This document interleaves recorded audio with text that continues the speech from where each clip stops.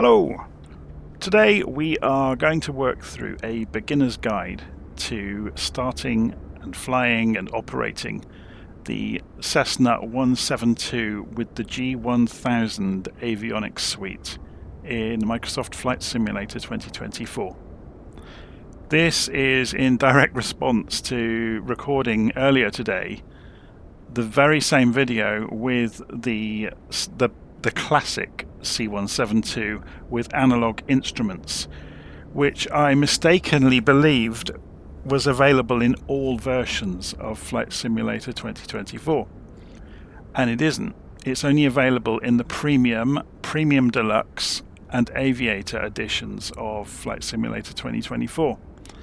So I think that's tremendously unfair to the community, so I am recording the same video going through the basic startup procedure and flying a circuit here at Sanger, Illinois with the G1000 version of the basic Cessna 172. So without further ado then, let's go and jump in the aeroplane and get it ready for flight. So just before we do that, I am going to work through a functional checklist or functional procedure to prepare the aircraft for flight. So this is a written procedure that includes all of the key bindings in the simulator and where to look, what to press, what switches to flick, and so on and so forth. So it goes through the basics. It doesn't cover everything that a real pilot would do, but it does cover the things that you can do in the simulator. Okay, so I'm going to run through it. I've got the procedure on a second screen next to me. I will put a link to where you can get a copy of it from in the notes of the video. Okay, so let's get going. So I'm on the external view at the moment, so I'm going to press Shift and C to go to the walkaround mode.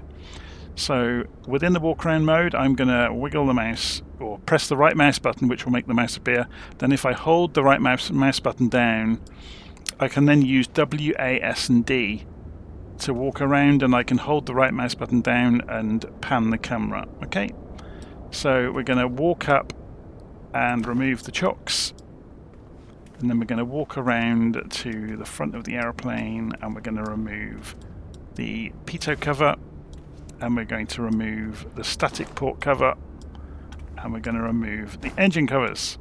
There are a couple of extra things we can do, so we can go and open the cover on the engine and it pulls out the oil dipstick and you can see the level of oil there, and you can click on it again to shut that.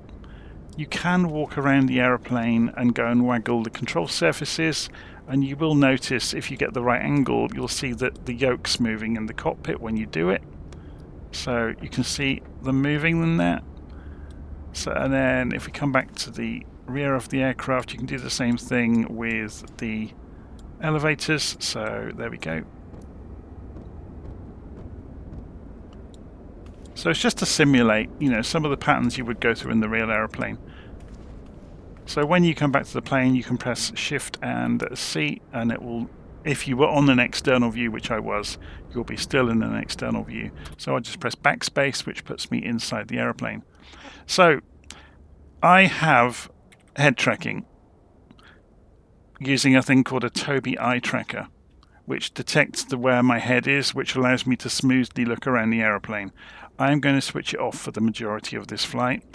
So I'm going to be holding the right mouse button down and moving the view around just because it's more stable. But I'm also going to be using default views that are programmed into the simulator. So if I press Shift and Space, that will always center my view back up. But if I press Shift and 1, that will show me the primary flight display of the Garmin G1000 and the switch panel. Shift and 2 will show me the navigation display. Shift and 3 will show me the engine instruments and the engine levers, or the throttle and mixture levers. Shift and 4 will show me the breakers. I'm not sure if they're simulated, or it would appear that many of the breakers do work. Shift and 5 will show me the lower part of the cockpit down to the fuel selector on the ground and the trim wheel there.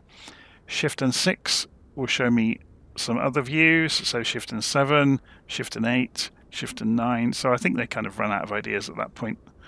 but the most important ones are those first 3 or 4, and I will be referring to them as we jump around the cockpit. Okay, so we've done the walk around, and we're going to carry on now with pre-flight. So Shift and 5 first. We're going to go down to the floor and we're going to roll the mouse wheel over the fuel selector to select both fuel tanks. Okay, we are then going to make sure the mixture is working on our controls and it's in cutoff. Same for the throttle, so it's in cutoff. And then Shift and 1 will bring us over to the pilot instrument panel, and we're going to switch the... Now, in the real airplane, you would move the standby battery to test and hold it there for 20 seconds. So you can do it in the simulator. I don't think it's really going to simulate, a battery failure at that point. But once you're happy with it, you can roll the mouse wheel up to arm the standby battery. So the primary flight display will boot up. It takes a few seconds to do so. And when it does so, you get some electrical readouts here. So you're looking for on the E column for volts to be above 24. On the M column, you're looking for the volts to be less than 1.5. On the E column, you're looking for amps to be 0 or less. And you're looking for the standby bat is displayed on the annunciation messages. Okay, so then on the power side on the left, you're going to go and put the battery to on or up and the alternator to on or up. So you'll notice the standby battery has automatically disappeared, the message for it. Okay, so Shift and 1, we're already here. We're going to go and put the beacon light on. And then, so that kind of warns people around the aeroplane we're about to start the engine. Then Shift and 5, we can go make sure we got that fuel selector set to both. We can go and put the throttle in 1/4 of an inch, mixture to rich or all the way in. And then Shift and 1, we can come back over here and turn the fuel pump on for 3 to 5 seconds. And then turn it back down again.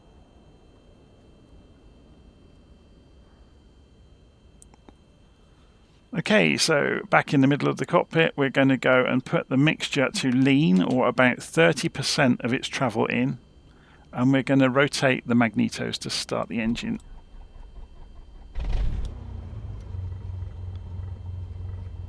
Okay, so having started the engine, we can push the mixture all the way in, and we can increase, so I'm going to press Shift and Space to do this, and move my view. We're looking at the RPM here.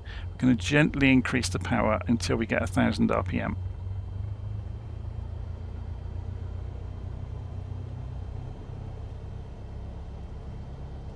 Or thereabouts. It doesn't have to be perfect. Okay, so on the primary flight display, you're going to be looking to make sure that these needles are starting to move. Some of them might take a few seconds, so we'll let those carry on lifting, because you're looking for the oil pressure rising towards the green area. It's already in the green area. You're looking for oil temperature within the green area, so it will slowly move across. And the low volts annunciator has been cleared on the right side. You can see all of the annunciators have gone. So post engine start, we can, if we pop the yoke off, you can click on the base of either of the yokes to get them out of the way while you're finding your way around the cockpit. So we can go and put the avionics buses on. Okay, so if we press Shift and 2, now we've done that, you will see the navigation display has booted up, and we can press the rightmost soft key to start the navigation display. And when you do that, you will notice the engine readouts have moved from the primary flight display to the navigation display. Okay, so at this point we could program a flight plan if we so wished. It's in the flight plan button. We're not going to today. Okay, so we're just going to use the navigation display. We're going to fly a basic circuit, so we won't need a route. We'll come to that on a later video. Okay, so Shift and 1, going to go look at the instruments, and we're going to press the comma key. Now, I'm not running any weather today, so you're not going to see, but normally when you press the comma key, it's the same as turning the baro knob Yeah, so you can adjust the barometric pressure to match the local barometric pressure, which makes your altimeter accurate to the current location. Okay, so I'm just going to press comma, which will reset it. And obviously if you've got no weather switched on, you're going to get 29.92 inches showing up. Okay, so having done that, we're going to prepare to taxi. So Shift and 1, we were already there. We're going to go and put the taxi light on. I'm going to go and put the nav lights on. And then we're going to go and follow the taxiway out. So I'm just going to sit us up a little bit and put the head tracking on, just so we can look around and get some bearings of where we are. Remove the parking brake and ease the throttle forward, and we're rolling. So first thing we'll do is hit the brakes, and then we try the nose wheel steering out, and we can steer, and we're off on our way.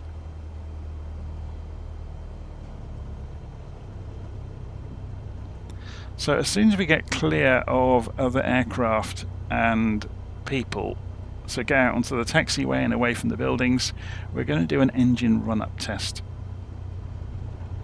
So we're just going to pull the aeroplane round onto the taxiway, and we'll stop here for a moment. Okay, turn the head tracking back off. So how do we go about doing a engine run-up test? All we need to do is go look at the RPMs, and we're going to do this in concert with the magnetos. So we're going to run the engine up with the parking brake on. We're going to run the engine up to about 1800 RPM.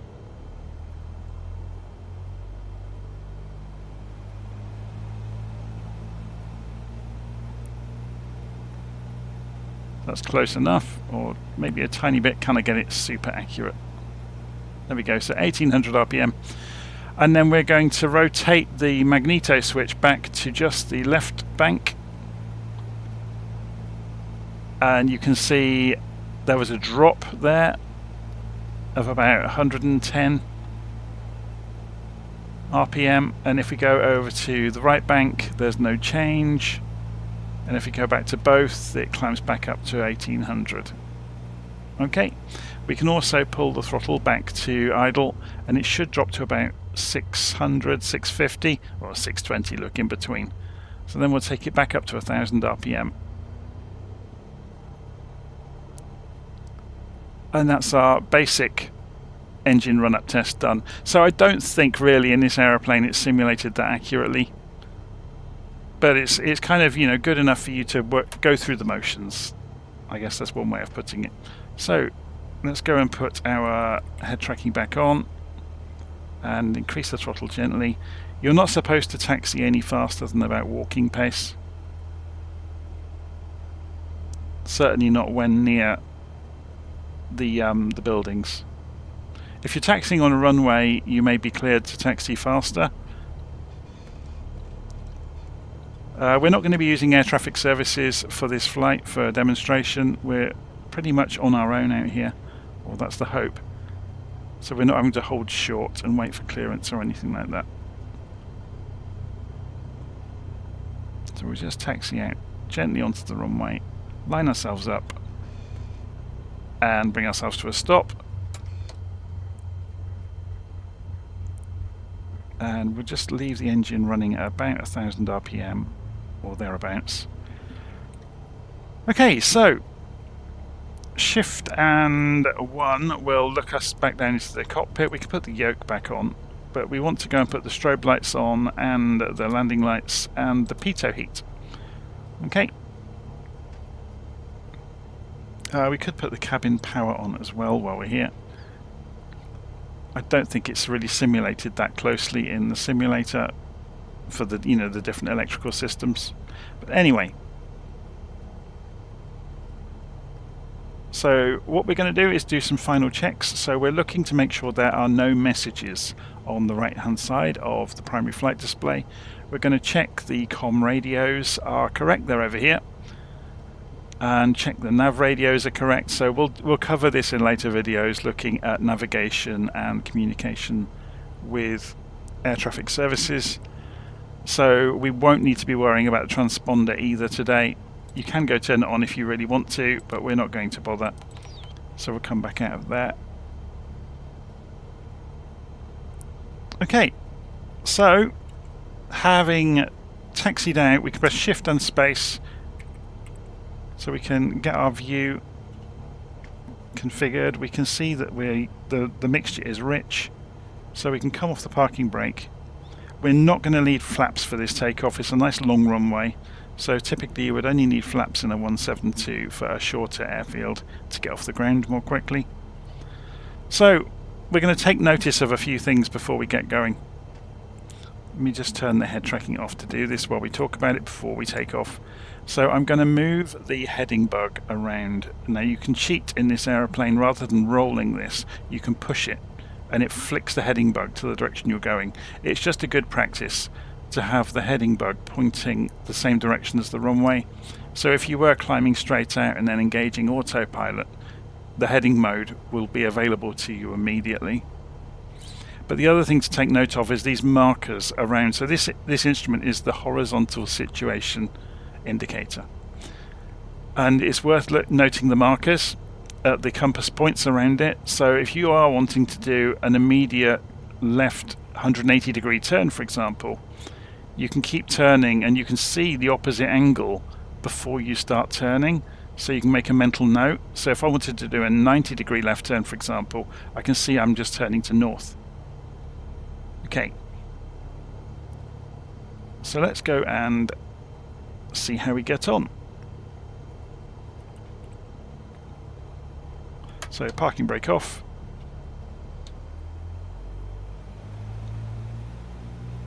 Notice we are at about 800 feet. Okay, so if we want to do a pattern at 1,000 feet above ground level, we need to climb to 1,800 feet. So let's push the throttle all the way forwards to maximum power. We're going to rotate at about 50 knots.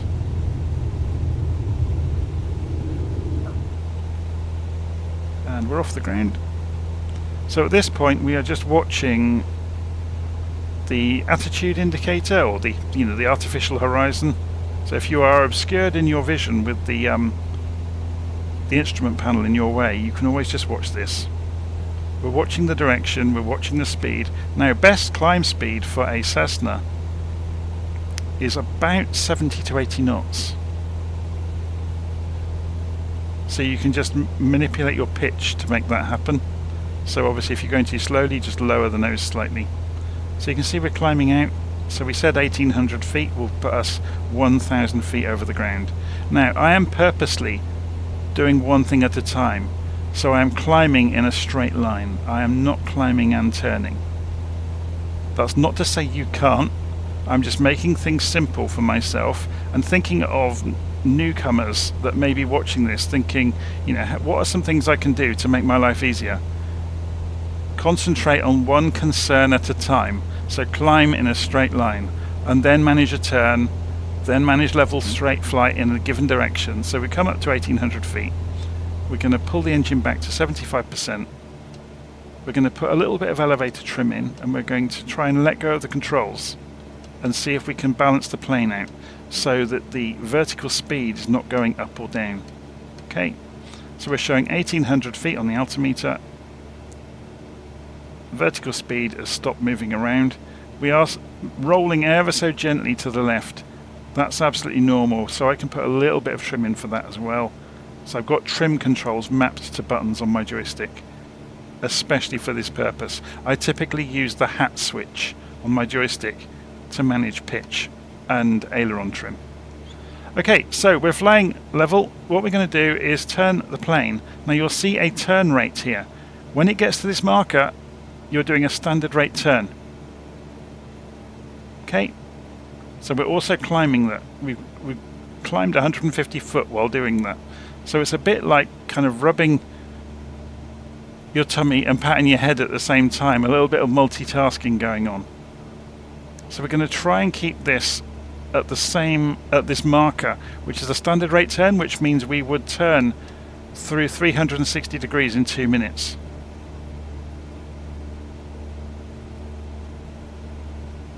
and we're climbing again, look. So let's just keep an eye on that and keep trimming as we go. Obviously, as we descend with trimming, the aeroplane's creeping faster and faster, which means it gains more lift, which means we have to trim more, so it's a kind of a vicious circle. So we're almost round to the reciprocal of the runway direction we took off. So there we go. So we'll level out.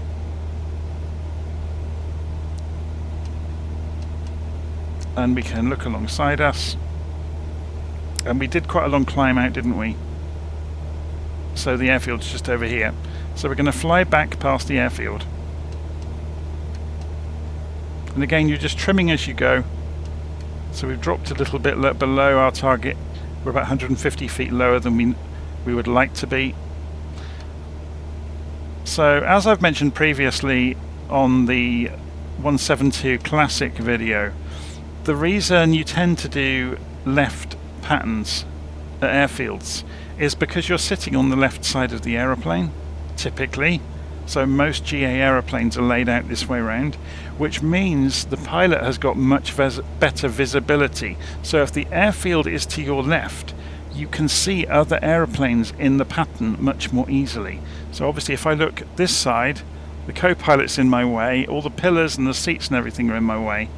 So it means your visibility is that much better on the left side of the aeroplane. Okay, so you can see the airfield over there, and we're just trundling past. So all we're doing is managing altitude, so you can see we're still a little bit low. So let's get this back to where we want it. So we're just climbing gently.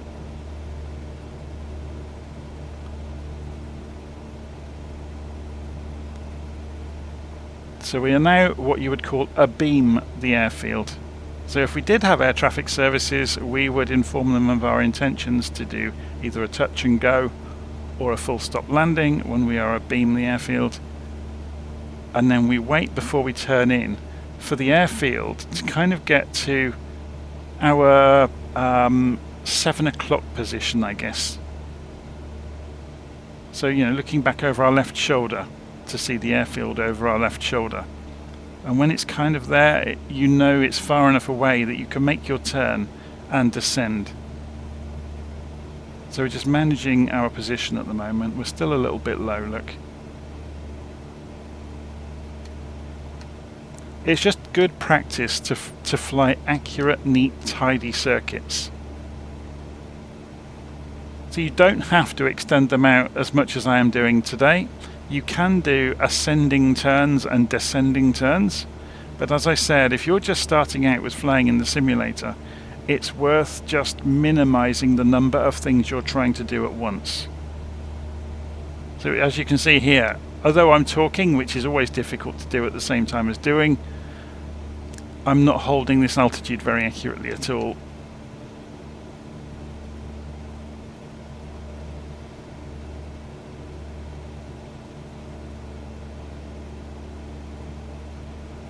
Okay, so if we look over our shoulder now, airfield's back there, that's in about the right place. So we're going to begin another standard rate turn. So we're looking at the gauge here, we're looking at the height. And if we continue it, we're going about the same speed we were earlier, maybe a little bit slower. So we've deliberately turned the wind off today because, like I said, we're minimizing the number of things to worry about.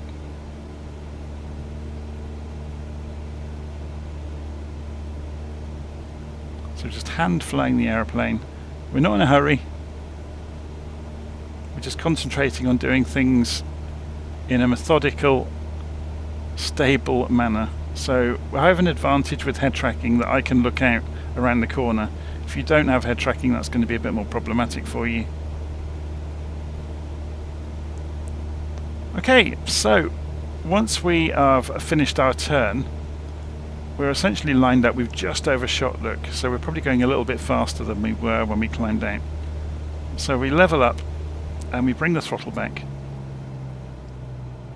And we're wanting to get the speed under control and to start deploying the flaps. You can't deploy the flaps until you are in the white area of the airspeed indicator. Okay, so we're now within the white area, so we're going to start deploying flaps.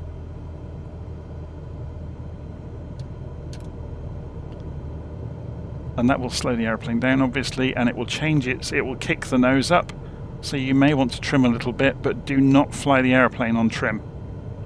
Use the stick to fly the airplane. Use trim so you can let go of the stick, by all means, but during finals, just hold the stick in your hand at whatever deflection is required. So we're going to aim for about 50 knots, 55 knots for approach.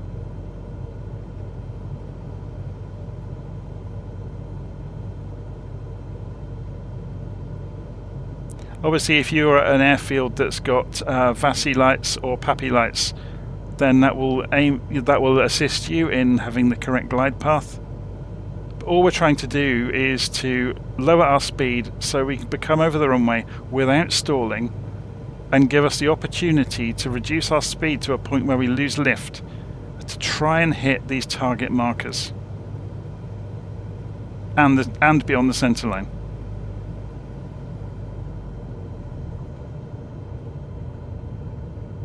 So flare, and we came down a little bit early. Okay, so we're rolling, and we can apply the wheel brakes. We can put the flaps up while we're rolling.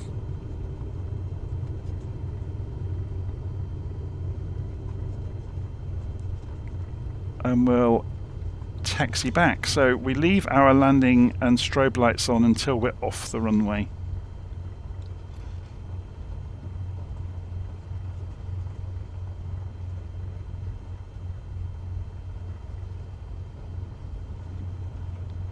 So we just taxi off.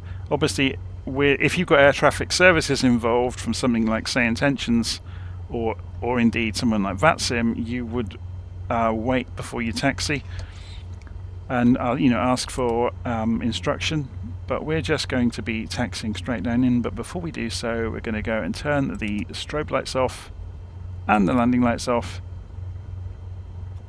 And then we're going to remove the parking brake again, increase the power,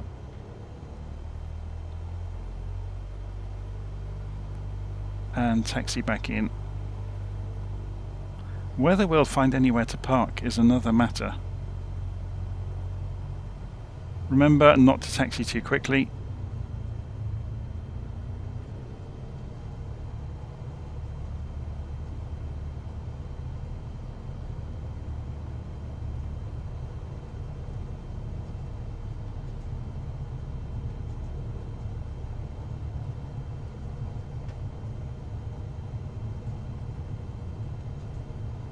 Okay, so hopefully this has been instructive if you're just starting out. And as I said earlier, we were concentrating on reducing the number of things we were doing today. So we turned the weather off so we didn't have to worry about that. We did all of our climbing in a straight line. We did all of our descending in a straight line. We did all of our turning at a constant speed.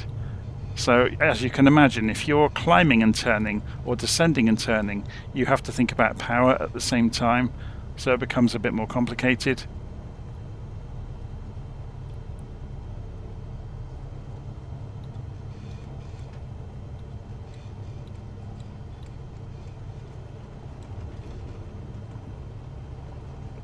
So I think, can we just fit in between these two? Possibly. No, I think they've all parked. Someone else has parked there, hasn't they? This airplane wasn't here earlier. Or maybe this Beechcraft one. I don't know. Anyway, we're going to park right next to the building. I don't get any closer because the wing will clout the building. So, parking brake on. We've pulled the engine back. So, in the real world, you would run the engine out of fuel to clear the lines. So we're going to do that. So we're going to pull the mixture back to lean. And it stops it pretty quickly. And as you can see, some warnings go off that the engine's died because we're not generating electricity now, so we'll be depleting batteries. So we need to go turn things off in a hurry. So let's go and turn all of our systems off. We'll turn the avionics off. We'll turn the standby battery off, the master battery and alternator switches off, turn the magnetos off, And if you really want to, you can go and pull the fuel shut-off as well. Okay, so there we go. We've done it.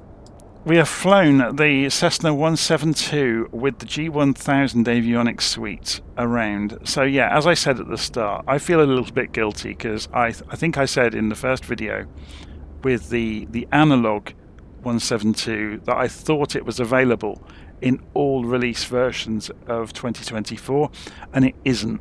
It's not in the basic version, but the G1000 172 is in all versions. So okay, so that's just the first video. I'm going to be doing a series of videos, and we're going to be looking at all of the skills that we've been talking about. So climbing turns, descending turns, we'll look at slow flight, we'll look at stalls and spins, we'll look at recovery from unusual attitudes, and we'll look at navigation eventually. So we'll be doing navigating between VOR radio stations, navigating by GPS, programming flight plans into the G1000 and following them. We'll even look at departures and arrivals, so standard instrument departures and standard terminal arrival routes. So yeah, we'll get the aeroplane to fly all manner of routes. Anyway, I think that's enough. I will put a link to the functional procedure in the notes of the video, and I will pin a comment for it. So hopefully that's going to be useful to those of you that are starting out. I'll see you again soon. Take care.